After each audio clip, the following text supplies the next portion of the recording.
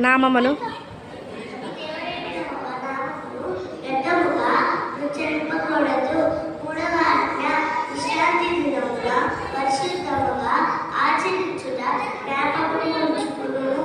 నాలుగవ ఆజ్ఞ నీ దేవుడైన యెహోవా నీకు అనుగ్రహించిన దేశములో నీవు దీర్ఘాయుష్మంతుడు అయ్యేటట్లు నీ తండ్రిని సన్మానింపుము. ఐదవ ఆజ్ఞ నరహత్య చేయకూడదు. ఆరవ ఆజ్ఞ వ్యభిచరింపకూడదు. ఏడవ ఆజ్ఞ దొంగలింపకూడదు. ఎనిమిదవ ఆజ్ఞ నీ పొరుగువాని